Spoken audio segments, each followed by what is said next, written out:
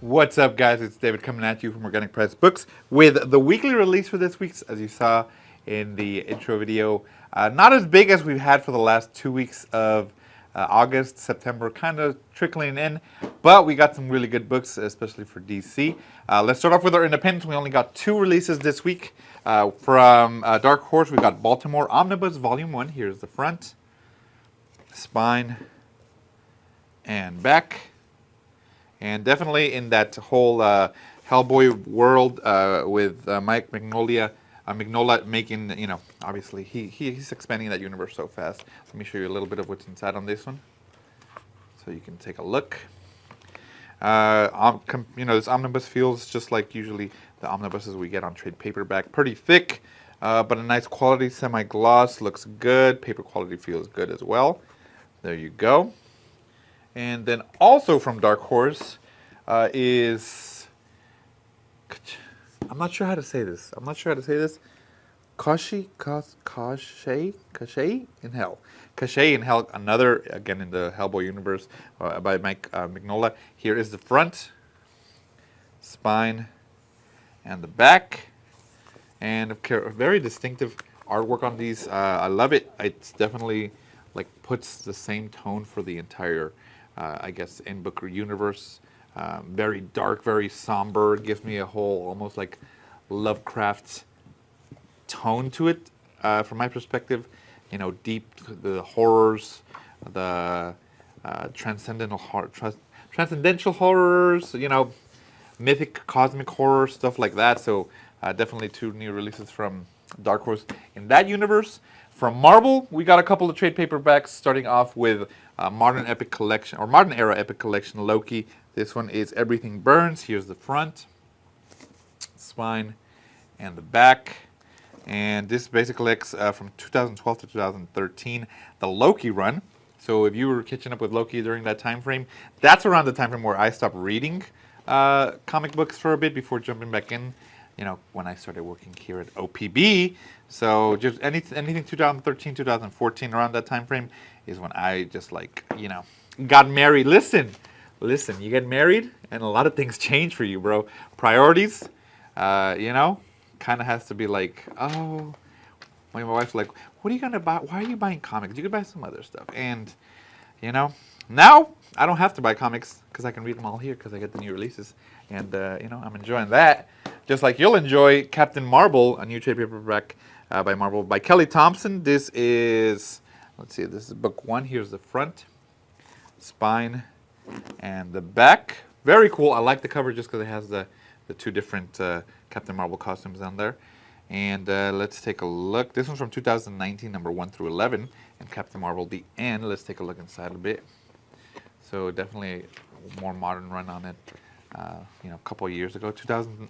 You tell me 2019, I'm like, oh, last year. Nope, it's about to be 5 years ago. We're moving into 2014, guys. 2019 was 5 years ago. Time is flying by. 2013 for me was 10 years. Oh, 10 years. My gosh. All right, so that's Captain Marvel. Another trade paperback we got is SheHulk.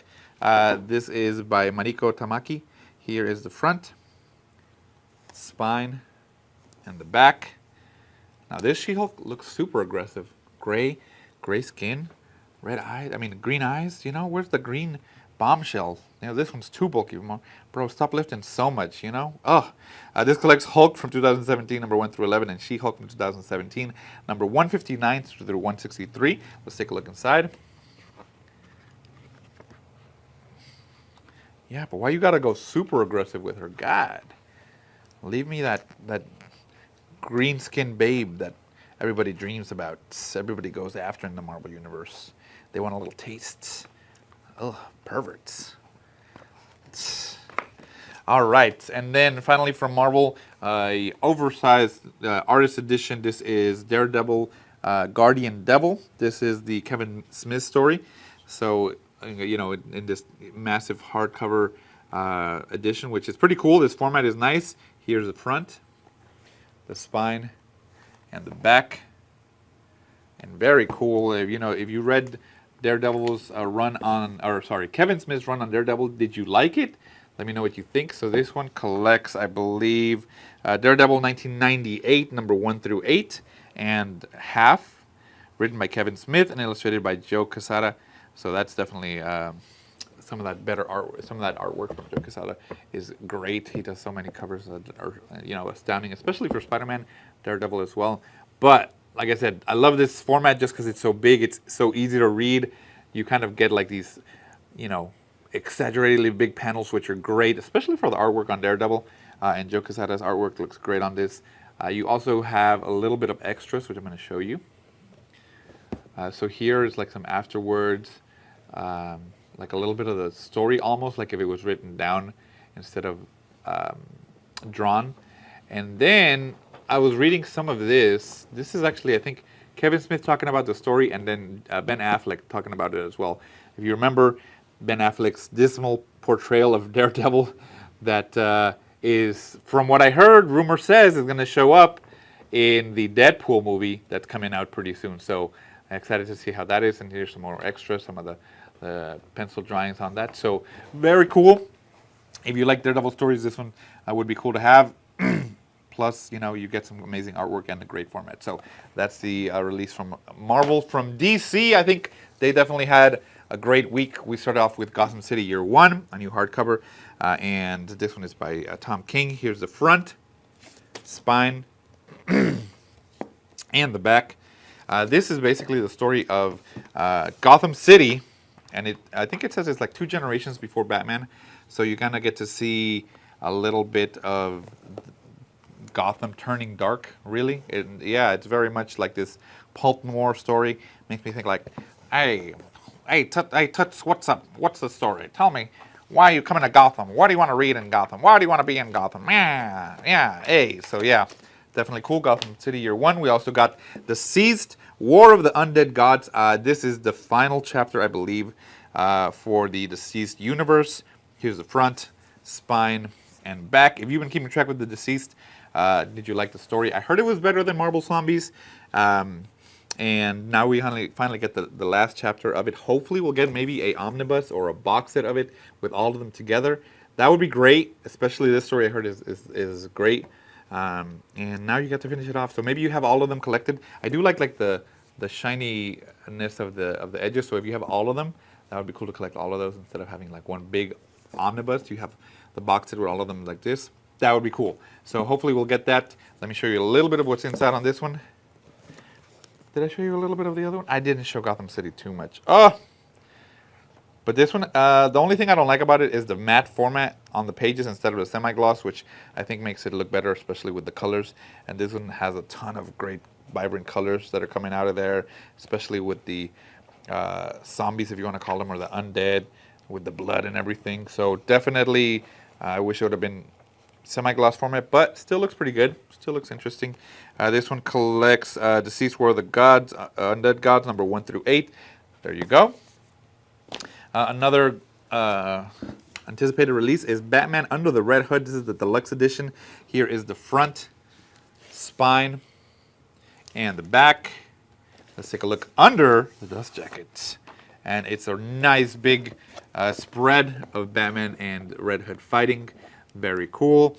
If you know about the Red Hood, spoilers, obviously it's Jason Todd, and this kind of goes through the whole, I don't want to say like the whole history, but it kind of does, just kind of how he came back, the whole, I guess, rewrite of history after, if I'm not mistaken, Infinity Crisis, where Superboy Prime was basically hammering on the universes and it broke the walls, and that's kind of the reason why he came back. It actually explains it on here a little bit.